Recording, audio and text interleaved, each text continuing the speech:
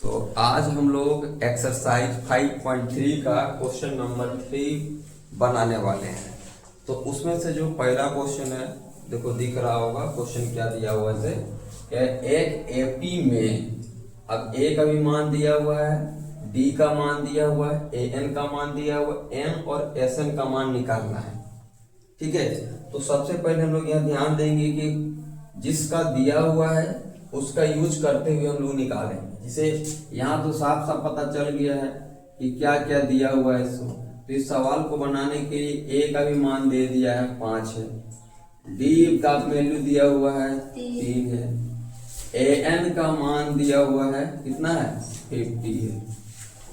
तो जिसका मान दिया हुआ है उसी का मदद लेंगे हम लोग। जैसे ए एन का ही यूज करके हम लोग एन तक पहुंचेंगे। तो ए एन का सबको मालूम है कि ए एन का वैल्यू क्या होता है, ए प्लस एन माइनस 1, यही फॉर्मूला होता है ए एन का।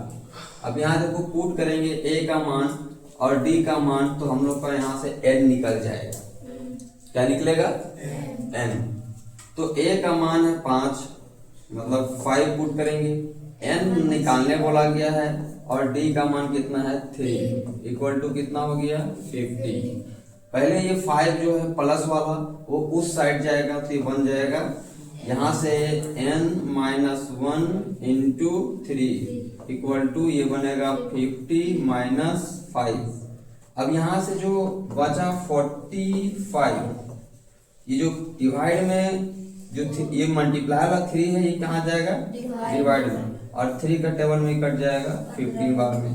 तो यहाँ से क्या बचेगा n माइनस 1। अब यहाँ से जो n निकालेंगे तो माइनस 1 है उस साइड जाएगा, यानी बनेगा 15 प्लस 1 और n बराबर यहाँ से निकलेगा 16। तो ये हम लोग का पहला यहाँ से आंसर निकला n का वैल्यू 16, क्योंकि हम लोग को यहाँ दो वैल्यू निकालने के लिए बोला गया है। एक तो n का वैल्यू निकालने के लिए बोला गया है और दूसरा Sn का वैल्यू निकालने के लिए बोला गया है। तो जब तक हम लोग n का वैल्यू नहीं निकाल लेंगे Sn का वैल्यू निकलेगा नहीं, क्योंकि Sn का फॉर्मूला क्या कहता है, तो Sn में लिखता है कि Sn इक्वल टू n चाहिए, n चाहिए, उसके लिए देखो n हमको निकालना ही पड़ता है। तो n दिया है और साथ में हम लोग को क्या चाहिए, तो यहाँ कहता है 2a चाहिए plus n minus 1 into D चाहिए डिवाइड। तो ये वाला अगर लगाएंगे तो भी बनेगा, लेकिन हम लोग जान रहे हैं कि अगर हम लोग चाहें तो ये सीधा लगा सकते हैं एन वाला, क्योंकि ए भी दिया हुआ है एन भी दिया हुआ है। तो हम लोग छोटा वाला लगाएंगे तो फिर ये फॉर्मूला बन जाएगा कितना, ऐसे बन जाएगा ये फॉर्मूला बन जाएगा ए प्लस ए एन बस। अब यहाँ पुट करेंगे एन का वैल्यू 16 निकाले हैं तो 16/2 होगा। यहाँ हो जाएगा ए का वैल्यू 5 प्लस ए एन का वैल्यू है 50। तो यहाँ से ये तो डिवाइड लग जाएगा 2 का टेबल में 8 बार में, तो यहाँ से 8 मिलेगा और यहाँ ऐड करने से मिलेगा 55। अब 8 को मल्टीप्लाई करेंगे, 8 5 जा 40 और 40 और 4 44 है ना। तो यहाँ पे निकल जाएगा s और टोटल निकला 16 टर्म, यानी कि टोटल शुरू से लेकर 16 पदों का योग पता चल गया। तो कितना योग है 440। तो ये हम लोग को दो आंसर निकला, क्योंकि n भी निकालने के लिए बोला गया था और Sn भी निकालने के लिए बोला गया। तो यहाँ तो कोई किसी तरह का कोई दिक्कत तो नहीं होना चाहिए, सब कुछ साफ साफ समझ में आ रहा है। सबसे पहले तो हम लोग समझे कि an का यूज करते हुए n का वैल्यू निकाले, और Sn का तो डायरेक्ट फॉर्मूला ही है ना। a और n, अगर an दिया हुआ तब का, और अगर a और n और d दे देगा तब का, दोनों फॉर्मूला हम लोग को मालूम है। तो फिलहाल ये छोटा वाला फॉर्मूला हम लोग का काम हो गया। ठीक है, तो इसका अगला क्वेश्चन देखते हैं हम लोग। तो जो 3 का सेकेंड नंबर है उसमें a का इसमें वैल्यू हमको दिया हुआ है। यहाँ पे a का वैल्यू कितना दिया हुआ है 7, a 13 का वैल्यू दिया हुआ है 35, और निकालना क्या है, तो यहाँ a n मतलब यहाँ a और 13 दिया, यानी n का वैल्यू 13 यहाँ समझ लेना है, और d का वैल्यू निकालना है और s 13 का निकालना है। तो n तो मिल गया है कि 13 है। तो हम लोग यहाँ इस 13 वाला टर्म का यूज करके हम लोग d निकालें, क्योंकि हम लोग को मालूम है कि अगर a13 का वैल्यू अगर दिया हुआ है 35, तो a13 का मतलब होता है a प्लस 12d। क्या होता है? a plus 12d। अब यहाँ से अगर हम क्या करें कि a का वैल्यू को पुट करें 7 प्लस 12 रहने दें, d को रहने दें। ये 7 जो प्लस में है उस साइड जाएगा तो बनेगा माइनस में। तो 35 में 7 जाएगा, कितना बचेगा? 35 में 7 बचेगा तो 28 बचेगा।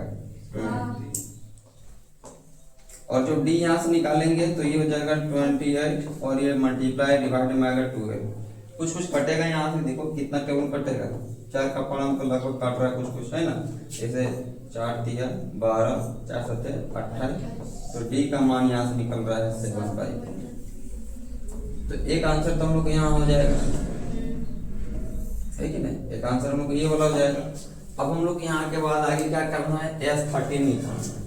तो हम लोग जानते हैं कि S जो n होता है Sn, उसका फॉर्मूला होता है n/2। यहाँ चाहिए 2a प्लस यहाँ चाहिए n-1 इंटू d। तो n जहाँ है वहाँ तो चाहिए 13, तो यहाँ हो जाएगा 13/2। फिर यहाँ हो जाएगा 2 इंटू 7, यहाँ हो जाएगा 13-1 और d निकला है 7/3। तो कुल मिला के इतना सारा चीज हम लोग को दिया हुआ था, सब कुछ रख दिए हैं। अब बस इसको अच्छे से सॉल्व करना है। सॉल्व करने के बाद हम लोग का आंसर मिल जाएगा। तो यहाँ बाहर हो जाएगा 13/2 और यहाँ मल्टीप्लाई करेंगे 7 to 14, यहाँ हो जाएगा 12 इंटू 7/3। तो यहाँ 3 का टेबल में कटेगा ये 4 बार में। अब यहाँ से मिला 13/2, यहाँ से हो गया 14 और यहाँ पे हो जाएगा 28, 7 4 जा बाहर में है 13/2। यहाँ पहले ऐड करेंगे तो 42 आ गया। अब यहाँ आ गया 13/2 इंटू 42, 2 का टेबल में 42 कटता है 21 बार, तो 13 इंटू 21 कर। तो यहाँ से आएगा 13 1 13 का 3, 13 का 3 आता में 1, 13 2 26 और 1 27, तो आंसर आएगा 273। तो यहाँ से हो गया S13 का वैल्यू। तो ये हम लोग का हो गया 3 का कौन सा नंबर था? ये दूसरा नंबर था।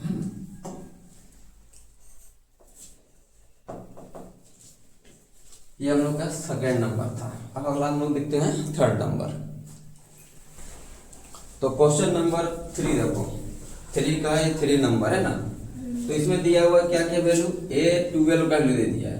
किसका वैल्यू दिया हुआ है? A12 का। अब A12 का वैल्यू कितना दिया है? 37। अगर हम लोग इसको देखें तो A12 का दे दिया है और फिर किसका वैल्यू दिया है? तो D का वैल्यू दिया है कितना? 3। और क्या दिया हुआ है कि A का वैल्यू निकालना है और S12 का वैल्यू निकालना है। इसका मतलब समझ रहे हो ना, N का वैल्यू दिया हुआ, यही तो Sn होता है। N कितना दिया हुआ है ना, तो N दे दिया है 12। तो ये हम लोग को दिया हुआ था, ये दिया हुआ है। और यहाँ पे हम लोग कह सकते हैं कि N का वैल्यू भी हम लोग का दिया हुआ है 12 और निकालना हम लोग को ये 2 है। A का वैल्यू और Sn का वैल्यू। तो जो चीज यहाँ हम लोग का दिया हुआ था हम लोग यहाँ पे लिख लिए कि यहाँ पे हम लोग के पास ये सब इंफॉर्मेशन दिया हुआ है। तो सबसे पहले हम लोग चलते हैं यहाँ वाला वैल्यू से, A12 से, कि A12 का वैल्यू कितना दिया हुआ था? 37। तो A12 को हम लोग लिख सकते हैं A प्लस 11D। तो यहाँ हम लोग यूज कर सकते हैं D का वैल्यू को। A तो यूज नहीं होगा क्योंकि A का जगह तो A ही रहेगा। 11 इंटू D का वैल्यू दिया हुआ है 3 और इधर हो गया 37। 11 3 कितना होता है? 33 होता है। उधर 37 है, ये प्लस 33 उधर जाएगा तो माइनस 33 हो जाएगा। और बन जाएगा 37 माइनस 33। तो ए का वैल्यू कितना निकलेगा 4। ए का वैल्यू कितना आएगा 4 आएगा। तो सबसे पहले हम लोग ये भी निकालने के लिए बोला गया था कि ए का वैल्यू निकालना है। ए का वैल्यू, तो ए का वैल्यू तो आ गया ना, कितना आया 4 आया। यहाँ भी कोई दिक्कत होना नहीं चाहिए, आसान एकदम है, बस थोड़ा थोड़ा काम करते जाना, आंसर आते जाएगा। फिर हम लोग का एसएन का फॉर्मूला लगाएंगे। तो एसएन का फॉर्मूला है n/2, यहाँ होता है 2a प्लस यहाँ होता है n-1 इंटू डी। तो n का वैल्यू कितना है, n का वैल्यू 12 है ना। तो यहाँ हो जाएगा S12, तो यहाँ हो जाएगा 12/2, 2 इंटू ए का वैल्यू कितना है, अभी 4 निकाले ना, प्लस यहाँ तो 12 जान रहे हैं, n का वैल्यू होगा 1 और d का वैल्यू दिया हुआ था 3। तो यहाँ से कटेगा, तो 6 बार में आएगा, 2 4 जाए यहाँ से 8 देगा, 11 इंटू 3 देगा, 6 हो जाएगा, 8 प्लस 33 हो जाएगा। और यहाँ से ऐड कर लेते हैं दोनों को, कितना हो जाएगा 41। 41 को फिर मल्टीप्लाई करेंगे 6 से, तो 246 आ जाएगा, ठीक ना। मल्टीप्लाई करने कितना मिलेगा 246। तो ये हम लोग का आंसर दिया सेकेंड वाला। तो इस तरह से हम लोग इसका थर्ड का भी आंसर कर लिए।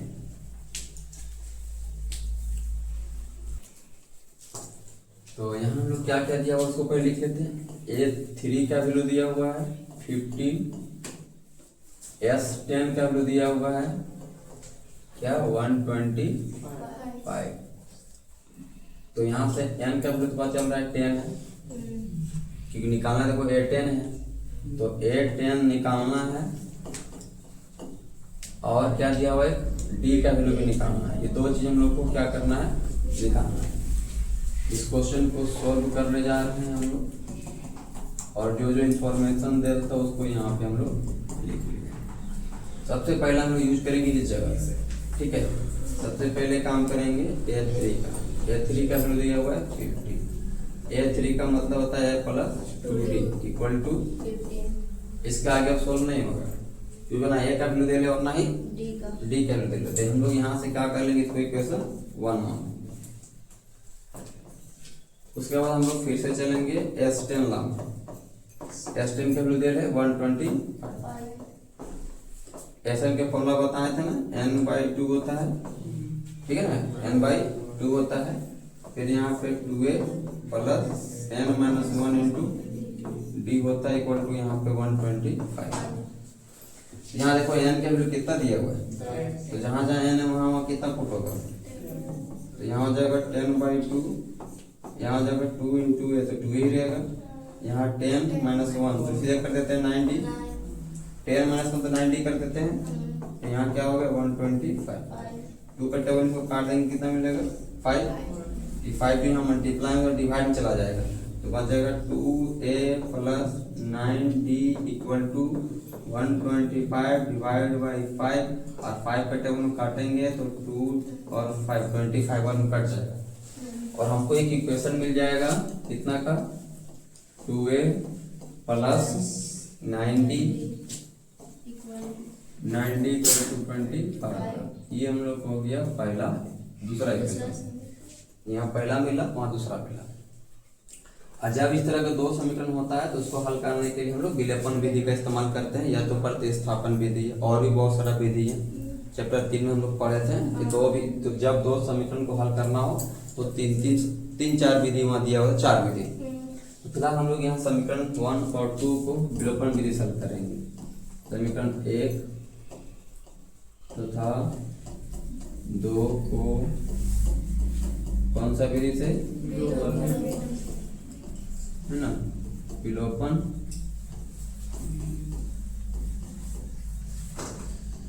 विधि से हल करने पर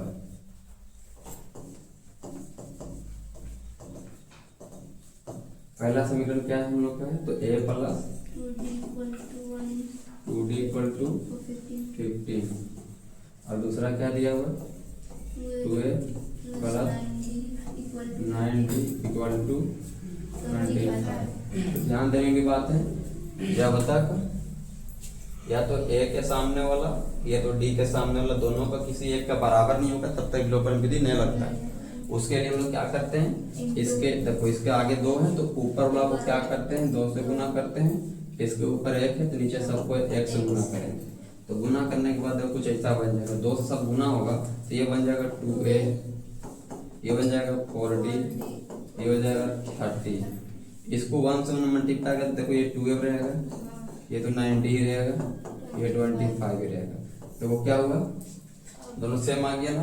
और जब सेम आ गया तो अभी देखो दोनों प्लस में है ना, तो हम लोग यहाँ पे कर देंगे सेपरेट करेंगे तो साइन सबको बदल जाएगा। जो प्लस था वो माइनस बन गया, जो प्लस था वो माइनस बन गया, ये भी प्लस था तो माइनस बन गया। अब प्लस में 2 है माइनस 2 है तो घटेगा तो क्या मिलेगा 0, प्लस कट गया ये। 4d में 9d जाएगा तो माइनस में क्या बचेगा 5d। उसी तरह 30 में 25 जाएगा तो प्लस में बचेगा 5, क्योंकि 30 में 25 जाएगा तो 5 बचेगा। अब यहाँ पे अगर हम लोग d निकालना चाहेंगे 5 डिवाइड बाई -5 तो 5 से 5 कैंसिल होगा 1 बार में आएगा तो d का वैल्यू क्या मिलेगा माइनस में 1। तो हम लोग यहाँ से d का वैल्यू निकाल लिए। अब हम लोग को क्या निकालना है, क्योंकि हम लोग को बोला गया था कि d का वैल्यू निकालना है, देखो ना d का वैल्यू निकालना है। अब इस d का मान को या तो समीकरण 1 में रखना होगा या तो 2 में रखना होगा, तभी हम लोग का a का मान निकलेगा। किसका मान a का मान। तो हम लोग सब छोटा वाला में रखते हैं, आसान पड़ता है थोड़ा, तो हम लोग समीकरण 1 में आ जाते हैं। समीकरण 1 से ठीक है, तो समीकरण 1 में क्या दिख रहा था a plus 2d equal to 15। अब a का वैल्यू हम लोग निकालने के लिए d का मान क्या रख देंगे, तो a तो अपन जगह में प्लस 2 इंटू माइनस में 1 equal to 15, a equal to इधर -2 उधर चला जाएगा तो +2 बन जाएगा और a का वैल्यू कितना मिलेगा 17। तो हम लोग देख लिए कि यहाँ से a का वैल्यू क्या मिला 17 मिला। निकालना किसका वैल्यू है a10 का। अब a10 का मान जानते हैं a प्लस 90 होता है, a10 का मतलब क्या होगा a प्लस 90। अब यहाँ से a का वैल्यू निकला 17 प्लस 9 इंटू d का वैल्यू -1, तो 17 में -1 जाएगा कितना बचेगा, नहीं 9 घटेगा ना, 9 है 9 1 जा 9, तो यहाँ से घटेगा कितना मिलेगा 8, 19 में 8 जाएगा सभी 17 होगा ना। तो इस तरह से a10 का हम लोग का यहाँ से वैल्यू मिला। ठीक है, ये हम लोग का a10 का वैल्यू हो गया। तो क्वेश्चन नंबर हम लोग 3 का 4 तक कर लिए हैं। अब अगला क्वेश्चन देखते हैं। क्वेश्चन नंबर 5 है, जिसमें हम लोग को यहाँ दिया हुआ है d का मान। किसका मान दिया हुआ है d का मान है ना, तो d का मान दे दिया कितना 5 है। S9 का वैल्यू दिया हुआ है, कितना दिया हुआ है 75। उसके बाद निकालना है a का वैल्यू, उसके बाद निकालना है 9 का वैल्यू, a का वैल्यू निकालना है 9 का वैल्यू निकालना है। तो सबसे पहले हम लोग यहाँ यूज करेंगे इसका S9 का, कि S9 का मतलब दिया हुआ है कितना 75। S9 का फॉर्मूला अगर पुट करते तो n/2 2a plus n-1 into d divide over 75 तो इक्वल में d इक्वल टू 75, ये ना होता है। अगर हम लोग यहाँ देखा जाए तो यहाँ n का वैल्यू मिल रहा है 9, तो 9/2 फिर 2a ही रहेगा क्योंकि a का वैल्यू नहीं पता है, a का तो निकालना है, प्लस n तो पता है ना 9, तो 9 - 1 होगा, d का वैल्यू दिया हुआ था 5, तो यहाँ से कटेगा नहीं 9/2 ही रहेगा, यहाँ से 2a रहेगा, 8 5 जा 40 हो जाएगा इक्वल टू 75। अंदर वाला बचेगा 2a प्लस में 40, क्योंकि मल्टीप्लाई वाला डिवाइड में आएगा और डिवाइड वाला मल्टीप्लाई में जाएगा, तो 9 नीचे आएगा और 2 मल्टीप्लाई में जाएगा, ऐसा कुछ होगा। ठीक है ना। अब यहाँ की बात देखो, ये कट रहा है, देखो कट रहा है नहीं कट रहा है, नहीं कट रहा है तो छोड़ देना, नहीं कट रहा है तो 150 हो जाएगा, नीचे क्या हो जाएगा 9। अब ये प्लस 40 उधर जाएगा, क्या बनेगा माइनस में 40। ये कट रहा था 3 का पढ़ो ना, छोटा तो बोला था कर लेते हैं। 3 का पढ़ा में 3 3 और 3 का पढ़ा 3 दूना 6, 3 5 15, मतलब आता है 25। इसका मतलब आता है ऊपर से 50 और नीचे से मिलता 3। इधर का जो खाली बचता 2 है, क्योंकि प्लस 40 इधर आया था, माइनस में 40 नीचे 1 मान ले रहे हैं। एलसीएम लेके इसको सॉल्व करेंगे तो क्या क्या आता 2a इक्वल टू, अगर एलसीएम लेते 3 और 1 का तो आंसर में यहाँ आता 3, 40 माइनस आ जाता, मतलब 50 माइनस 120 आ जाता। क्यों? क्योंकि 1 का टेबल में 3 बार में आता है, 3 को मल्टीप्लाई करेंगे 40 से तो 120 आएगा। अब इसको माइनस करेंगे तो कितना मिलेगा 70 ना आएगा, 12 में 5 जाएगा तो 7 बचेगा, और यहाँ से इधर से 3, और यहाँ से जो a निकालेंगे जो 2 मल्टीप्लाई में था वो डिवाइड में आएगा, तो यहाँ से a का वैल्यू निकलेगा माइनस में 70 डिवाइड बाई 6, तो यहाँ से ये होगा a का।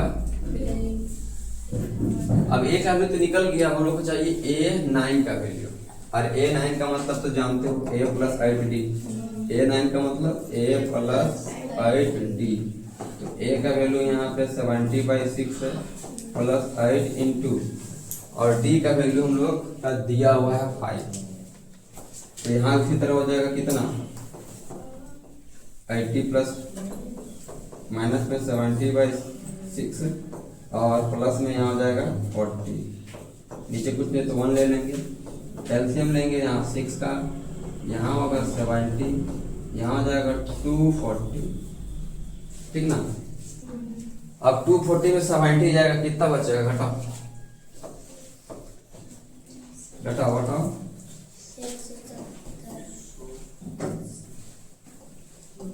कितना आएगा 170 आएगा, है ना। तो प्लस में मिलेगा 170/6, 170/6। कटने के काट सकते तो 2 कटेगा, छोटा होता है लेकिन हटा कोई बात नहीं, यहाँ तो काट सकते हैं।